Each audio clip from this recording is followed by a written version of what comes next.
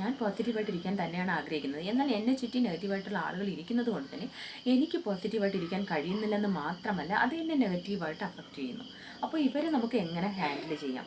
ഇവരുടെ കൂടെ ഇരിക്കുമ്പോൾ തന്നെ നമ്മുടെ എനർജി ലോ ആവാതെയും നമ്മൾ ഡൗൺ ആവാതെയും നമുക്ക് എങ്ങനെ പോസിറ്റീവായിട്ടിരിക്കാം? ഇതെല്ലാവരുടെയും ക്വസ്റ്റ്യനാണ്. ഈ വീഡിയോയിൽ ആ ടോക്സിക് പീപ്പിൾ ആര്, അവരെ നമുക്ക് എങ്ങനെ കണ്ടുപിടിക്കാം, അവരെ നമ്മൾ കണ്ടുപിടിച്ചാൽ തന്നെ അവരെ നമുക്ക് എങ്ങനെ ഹാൻഡിൽ ചെയ്യാം, ഇതൊക്കെയാണ് നമ്മളിന്ന് നോക്കാൻ പോകുന്നത്. നമ്മൾ വിചാരിക്കും ഈ ടോക്സിക് പീപ്പിൾ എന്ന് പറയുന്നത് നമ്മുടെ ശത്രുക്കളായിരിക്കും എന്ന്. അവർ ടോക്സിക് തന്നെയാണ്, അതുകൊണ്ടാണ് നമ്മുടെ ശത്രുക്കളായി മാറിയത്, നമ്മൾ അവരിൽ നിന്ന് മാറി നിൽക്കുന്നത്. എന്നാൽ ഈ ടോക്സിക് പീപ്പിൾ നമ്മുടെ കൂടെ തന്നെ ഉള്ള നമ്മുടെ സ്വന്തം റിലേഷൻസും നമ്മൾ സ്നേഹിക്കുന്ന വ്യക്തികളും കൂടെ ആയിരിക്കാം. അതുതന്നെയാണ് ഏറ്റവും വേദനാജനകമായ കാര്യവും. അവരെ ഐഡൻറ്റിഫൈ ചെയ്യുന്നതാണ് വളരെ കഷ്ടവും എന്നാൽ അത്യാവശ്യവുമാണ്. എന്നാൽ മാത്രമേ നമുക്ക് അവരെ ഹാൻഡിൽ ചെയ്യാൻ പറ്റൂ. ആ ടോക്സിക് പീപ്പിൾ ആരൊക്കെയെന്ന് നോക്കാം. നമ്പർ 1, ഇവർ നിങ്ങളുടെ ഫ്രണ്ട് സർക്കിളിലോ റിലേഷൻ സർക്കിളിലോ ഒക്കെ തന്നെ ഉണ്ടായിരിക്കും. ഇവർ എല്ലാ ഗ്രൂപ്പിലും ഇരിക്കും. ഇവർ ഫണ്ണായിട്ടും കോമഡിയായിട്ടും കൂടെയുള്ളവരെ പരിഹസിച്ചും ആക്കിക്കൊണ്ടേയിരിക്കും. ഇതിൻ്റെ പിന്നിലെ ഉദ്ദേശം എന്താണെന്ന് വെച്ചാൽ അവർക്ക് അറ്റൻഷൻ കിട്ടണം. ഈ കമൻസ് നിങ്ങൾക്ക് വേദന ഉണ്ടാക്കുന്നു എന്ന് നിങ്ങൾ പറഞ്ഞാൽ, ഇതെല്ലാം ഒരു പ്രശ്നമാണ്, ഇത് ഞാൻ കോമഡിക്കല്ലേ പറയുന്നത്, ഇതെല്ലാം പോയി ആരെങ്കിലും സീരിയസ് ആയി എടുക്കുമോ എന്ന് നിങ്ങളെ തന്നെ അവർ വേസ്റ്റ് ആക്കും. ഈ സിറ്റുവേഷൻ നിങ്ങളെ നെഗറ്റീവായിട്ട് മാറ്റും. അതുകൊണ്ട് തന്നെ ആ വ്യക്തികളുള്ള സ്ഥലങ്ങളിൽ നിന്ന് നിങ്ങൾ മാക്സിമം മാറി നിൽക്കാൻ ശ്രമിക്കുക. അതുകൊണ്ട് തന്നെ നിങ്ങൾക്കും മനസ്സിന് സന്തോഷം ഉണ്ടാക്കുന്ന പല ഫങ്ഷൻസിൽ നിന്നെല്ലാം നിങ്ങൾ മാറി നിൽക്കാൻ ശ്രമിക്കും. ഇവർ നിങ്ങളുടെ ഉള്ളിൽ ഒരു ടോക്സിസിറ്റി ഉണ്ടാക്കുകയും നിങ്ങളുടെ കോൺഫിഡൻറ്റ് ലെവലിനെ തന്നെ കുറയ്ക്കുകയും ചെയ്യും. ഇവർ എന്ത് വിചാരിക്കുന്നു വെച്ചാൽ, ഇങ്ങനെ അവർ ചെയ്യുമ്പോൾ ഇവരെ നോക്കി ചിരിക്കാൻ രണ്ടുപേരുണ്ടാവും. അപ്പോൾ അവർക്ക് ഷൈൻ ചെയ്യാൻ പറ്റും. ഇതാണ് അവരുടെ മോട്ടീവ്. ഇത് നിങ്ങളുടെ ഉള്ളിൽ മുറിവായിട്ട് കിടക്കും. ഇത് നിങ്ങളുടെ ഫ്രണ്ട് സർക്കിളും റിലേഷൻ സർക്കിളും ആയതുകൊണ്ട് തന്നെ നിങ്ങൾക്ക് അവരെ സ്റ്റോപ്പ് ചെയ്യാനും പറ്റില്ല, അക്സെപ്റ്റ് ചെയ്യാനും പറ്റില്ല. ഇത് നിങ്ങളെ നിരന്തരം ഹർട്ട് ചെയ്തുകൊണ്ടേയിരിക്കും. നമ്പർ 2, ഇവർ നിങ്ങളെ ഡയറക്റ്റായിട്ട് തന്നെ വേദനിപ്പിക്കും. അതുകൊണ്ട് തന്നെ ഇവരെ ഐഡൻറ്റിഫൈ ചെയ്യുന്നത് നിങ്ങൾക്ക് വളരെ ഈസി ആയിരിക്കും. ഇവർ ആരെന്ന് വെച്ചാൽ, എക്സാമ്പിൾ, നിങ്ങളുടെ ജോലി സ്ഥലത്തുള്ള ബോസ് ആയിരിക്കാം, അല്ലെങ്കിൽ നിങ്ങളുടെ ടീച്ചേഴ്സ് ആയിരിക്കാം, അല്ലെങ്കിൽ നിങ്ങളുടെ ബിസിനസ്സിലുള്ള പാർട്ട്നേഴ്സ് ആയിരിക്കാം, അതും അല്ലെങ്കിൽ നിങ്ങളുടെ കൂടെയുള്ള ഒരു റിലേഷൻഷിപ്പും കൂടെ ആയിരിക്കാം. അവരുടെ ഡിപ്പെൻഡൻസിയിൽ ഇരിക്കുന്നത് കൊണ്ട് തന്നെ അവർ നിങ്ങൾ ഡയറക്റ്റായിട്ട് ഹർട്ട് ചെയ്തുകൊണ്ടേയിരിക്കും. നിങ്ങൾ ചെയ്യുന്ന എല്ലാ കാര്യത്തിലും ഒരു കുറ്റം കണ്ടുപിടിച്ചുകൊണ്ടേയിരിക്കും. മേ ബി ഒരു കുറ്റവും ഇല്ലെങ്കിൽ പോലും അവർ ഒരു കുറ്റം കണ്ടുപിടിച്ച് നിങ്ങളെ നിരന്തരം ഹർട്ട് ചെയ്തുകൊണ്ടേയിരിക്കും. Number 3, silent killers. ഇവർക്കും നിങ്ങൾക്കും പാസ്റ്റിൽ ചെറിയ വാക്ക് തർക്കമോ അല്ലെങ്കിൽ എന്തെങ്കിലും പ്രശ്നമോ അല്ലെങ്കിൽ നിങ്ങൾ അവരുടെ ഇഷ്ടത്തിനനുസരിച്ച് പ്രവർത്തിക്കാതെ ഇരിക്കുന്നതോ അവരുടെ ഉള്ളിൽ ഒരു നീരസമായി കിടക്കുന്നുണ്ടാകും. അത് നിങ്ങളോട് ഡയറക്റ്റായിട്ട് അവർ പറയില്ല. അവർ ഒരു അവസരം നോക്കിയിരിക്കും, എന്നിട്ട് നിങ്ങളെ ബാക്കിൽ നിന്ന് കുത്തിക്കൊണ്ട് നിങ്ങളെ വേദനിപ്പിച്ചുകൊണ്ടേയിരിക്കും.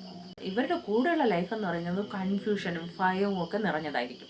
ഇവരുടെ എയിം എന്താണെന്ന് വെച്ചാൽ, നിങ്ങൾ അവരുടെ ഇഷ്ടത്തിനനുസരിച്ച് അവർ പറയുന്നത് പോലെ അവർക്കടിമയായിരിക്കണം. ഇതാണ് അവരുടെ ഇത്. അതുകൊണ്ട് തന്നെ ഇവരുടെ കൂടെ റിലേഷൻഷിപ്പിൽ ഇരിക്കുന്നവർക്ക് അവരെ വിട്ട് ഓടിപ്പോയാൽ മതിയെന്ന് തോന്നും. Number 4, complaint bots. ഇങ്ങനെയുള്ള ആൾക്കാർ എല്ലാവരുടെ ജീവിതത്തിലും ഇരിക്കും. ഇവർ എല്ലാ കാര്യത്തിലും കംപ്ലൈൻറ്റ്സ് പറഞ്ഞുകൊണ്ടേയിരിക്കും. നിങ്ങൾ ഇവരെ എപ്പോൾ മീറ്റ് ചെയ്താലും അവർക്ക് പറയാൻ ഒരു കംപ്ലൈൻറ്റ്സ് ഉണ്ടായിരിക്കും. നിങ്ങൾ എന്ത് പോസിറ്റീവായിട്ടുള്ള കാര്യം പറഞ്ഞാലും അതിൽ നിന്ന് അവർ നെഗറ്റിവിറ്റി മാത്രമേ എടുക്കൂ. എപ്പോഴും ഇവരെക്കുറിച്ച് മാത്രമല്ല മറ്റുള്ളവരെക്കുറിച്ചും കംപ്ലൈൻറ്റ്സും നെഗറ്റിവിറ്റിയും പറഞ്ഞുകൊണ്ടേയിരിക്കും. ഇവർ ഇങ്ങനെ ഫുൾ ടൈം നെഗറ്റിവിറ്റി പറഞ്ഞുകൊണ്ടിരിക്കുന്നത് കൊണ്ട് തന്നെ ഇവരുടെ കൂടെ നമ്മളിരുന്ന നമ്മളും നെഗറ്റീവായിട്ട് മാറും. നമ്മുടെ ഒരു പോസിറ്റീവ് കാര്യം കൂടെ അവരോട് നമുക്ക് പറയാൻ പറ്റില്ല, കാരണം അതിലും അവർ ഒരു നെഗറ്റിവിറ്റി കണ്ടുപിടിക്കും. അതുകൊണ്ട് തന്നെ ഇവരോട് സംസാരിക്കുമ്പോൾ നമ്മൾ ഒരു നെഗറ്റീവ് റോൾ പ്ലേ ചെയ്യേണ്ടി വരും. ഇവരെ സാറ്റിസ്ഫൈ ചെയ്യാൻ വേണ്ടി പതിയെ ഇവരെ ഹർട്ട് ചെയ്യാതിരിക്കാൻ വേണ്ടി നമ്മളും അവരോടൊപ്പം ചെയ്യുന്ന ഗോസിപ്പും കംപ്ലൈൻസും പറഞ്ഞ് ആ നെഗറ്റിവിറ്റി നമ്മളിലേക്ക് അഫക്റ്റ് ചെയ്യാൻ തുടങ്ങും. Number 5, manipulators. ഇവർ കുറച്ച് ഇതുവരെ പറഞ്ഞതിൽ നിന്നും കുറച്ച് ഡിഫറൻ്റ് ആയിരിക്കും. ഇവർ സർവ്വതാ എപ്പോഴും നിങ്ങളെ പുകഴ്ത്തിക്കൊണ്ടും നിങ്ങൾക്ക് ആവശ്യമുള്ള സാധനങ്ങളൊക്കെ വാങ്ങിത്തന്നും നിങ്ങളെ ഭയങ്കര കെയർ ചെയ്യുന്നതായിട്ടും കാണിച്ച് നിങ്ങളെ കാലം മുഴുവനും ലോയലായിട്ട് അവർ വച്ചിരിക്കും. അതുകൊണ്ട് തന്നെ ഇവരെ ഐഡൻറ്റിഫൈ ചെയ്യുന്നത് കുറച്ച് കഠിനം തന്നെയാണ്. ഇവരെ നമ്മൾക്ക് എന്ത് പേര് പറയാമെന്ന് വെച്ചാൽ, സ്നേഹിച്ച് കൊല്ലുന്നവർ എന്ന് നമുക്ക് വിളിക്കാം. അതുകൊണ്ട് തന്നെ ഇവരെ നിങ്ങൾക്ക് എതിർത്ത് ക്വസ്റ്റ്യൻ ചെയ്യാനോ ഡയറക്റ്റായിട്ട് നിങ്ങൾക്ക് നോ പറയാനോ സാധിക്കില്ല. നിങ്ങളുടെ ഉള്ളിൽ എന്ത് തന്നെ ഫീൽ ചെയ്താലും അവരുടെ ഇഷ്ടത്തിനനുസരിച്ച് നിങ്ങൾ പ്രവർത്തിച്ചുകൊണ്ടേയിരിക്കും. ഇത് നിങ്ങൾക്ക് മനസ്സിലാക്കാനും പറ്റില്ല, അഥവാ മനസ്സിലാക്കിയാലും വേറെ വഴിയില്ലാതെ നമുക്ക് ചെയ്തു കൊടുക്കേണ്ടി വരും. ഈ പറഞ്ഞ 5 സയൻസും ഉള്ള ആൾക്കാരെല്ലാം ഒതുക്കി വയ്ക്കുകയാണെങ്കിൽ നമ്മൾ വല്ല മരുഭൂമിയിലും തന്നെ പോയി ഇരിക്കേണ്ടി വരുമെന്ന് നിങ്ങളിപ്പോൾ ചിന്തിക്കുന്നുണ്ടാവും, അല്ലേ? ഇങ്ങനെയുള്ള ആളുകൾ എല്ലാവരുടെയും ജീവിതത്തിൽ ഒരാളെങ്കിലും ഉണ്ടാകും.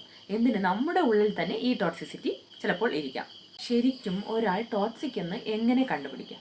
നമ്മൾ കൂടുതലും നമ്മളെ ചുറ്റിയുള്ള ആൾക്കാരുമായിട്ടായിരിക്കും കൂടുതൽ ഇൻട്രാക്ഷൻ വെച്ചിരിക്കുക. അപ്പോൾ മാക്സിമം ടൈം അവരോട് ഇൻട്രാക്ട് ചെയ്യുമ്പോൾ എപ്പോഴും പോസിറ്റീവായിട്ടിരിക്കണമെന്നില്ല. പലപ്പോഴും ആർഗ്യുമെൻറ്റ്സ്, വഴക്ക് ഇതെല്ലാം വരും. അതിനെന്ന് പറഞ്ഞ് അവരെല്ലാം ടോക്സിക് ആണെന്ന് നമുക്ക് പറയാൻ പറ്റില്ല. യഥാർത്ഥത്തിൽ ആരാണ് ടോക്സിക്? നമ്മൾ അത്രയും നെഞ്ചോട് ചേർത്ത് വെച്ച പല റിലേഷൻസും ടോക്സിക് ആയിരിക്കാം. നമ്മൾ അവരോട് ഇൻട്രാക്ട് ചെയ്യുമ്പോൾ കൂടുതൽ സമയവും നെഗറ്റിവിറ്റി മാത്രം വരികയും സ്നേഹവും കെയറും വളരെ കുറവായിരിക്കുകയും ചെയ്യുകയാണെങ്കിൽ അവർ ടോക്സിക് എന്നർത്ഥം. എക്സാമ്പിൾ, ഹസ്ബൻഡ്, വൈഫ്, മക്കൾ, പേരൻസ് എല്ലാവരും ഇതിൽ ഉൾപ്പെടും. അവരോട് ഇൻട്രാക്ട് ചെയ്യുമ്പോൾ മാക്സിമം ടൈമും നിങ്ങൾ വളരെ ലോ ആയിട്ടും ഡൗൺ ആയിട്ടും നെഗറ്റീവായിട്ടും ഫീൽ ചെയ്യുന്നെങ്കിൽ അവർ ടോക്സിക് എന്നർത്ഥം. ഇവരെ നമുക്ക് എങ്ങനെ ഹാൻഡിൽ ചെയ്യാൻ നോക്കാം. Number 1, open talk. നിങ്ങൾക്ക് അവരോട് പോയി ഡയറക്റ്റായിട്ട് പറയാം, നിങ്ങളുടെ ഈ ബിഹേവിയർ എനിക്ക് ഫീൽ ആകുന്നു, എനിക്ക് ഹർട്ട് ആകുന്നു, അതുകൊണ്ട് പ്ലീസ് ചെയ്യരുത് എന്ന് വളരെ നൈസായിട്ട് പറയാം. ചിലർ ഒട്ടും മെച്ചോർഡ് ഇല്ലാതിരുന്നാൽ അവർക്ക് ഹർട്ടാവാത്ത രീതിയിൽ പറയാം. എന്നാൽ ചിലർ എത്ര തന്നെ നമ്മൾ പറഞ്ഞാലും നൈസായിട്ടും ഹർട്ടാവാതെ പറഞ്ഞാലും അവർ അത് അക്സെപ്റ്റ് ചെയ്യുകയുമില്ല, ആ സിറ്റുവേഷൻ മാറുകയില്ല. Number 2, self awareness.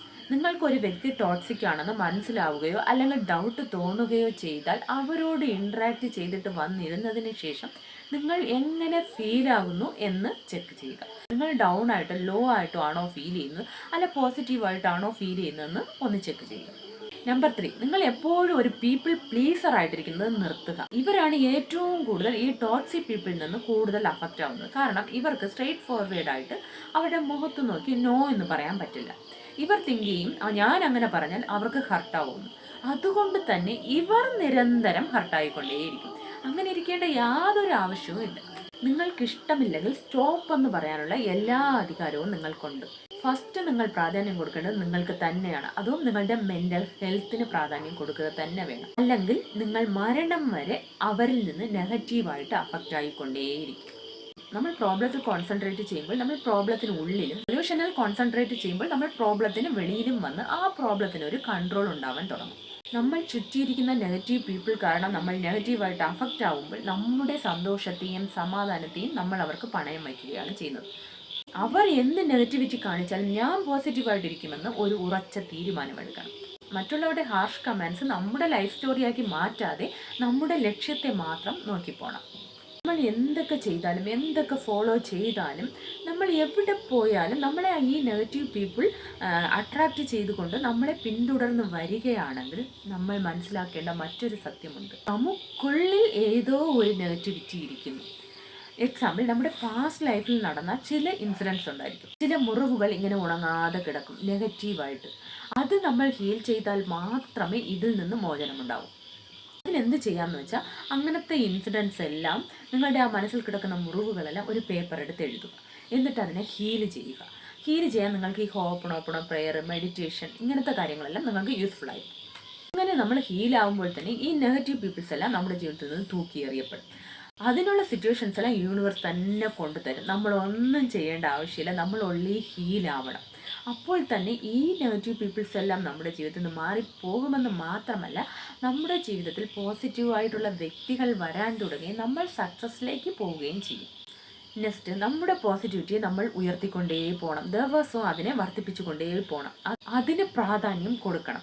Negative people വീണ്ടും വീണ്ടും നമ്മളെ അഫക്റ്റ് ചെയ്യുന്നെങ്കിൽ നമ്മുടെ പോസിറ്റിവിറ്റി താണിരിക്കുന്നു എന്നർത്ഥം. നമ്മൾ അത്രയും പോസിറ്റിവിറ്റി ഇങ്ങനെ ഉയർത്തി വയ്ക്കുകയാണെങ്കിൽ ആ നെഗറ്റീവ് പീപ്പിൾ വന്ന് നെഗറ്റിവിറ്റി തന്നാലും നമ്മുടെ പോസിറ്റിവിറ്റി ഉയർന്നിരിക്കുന്നത് കൊണ്ട് തന്നെ അത് നമ്മളെ അഫക്റ്റ് ചെയ്യില്ല. നമ്മൾ ബാലൻസ്ഡ് ആയിരിക്കും. അപ്പോൾ വീഡിയോ ഇഷ്ടമായെങ്കിൽ please subscribe, like, share, comment.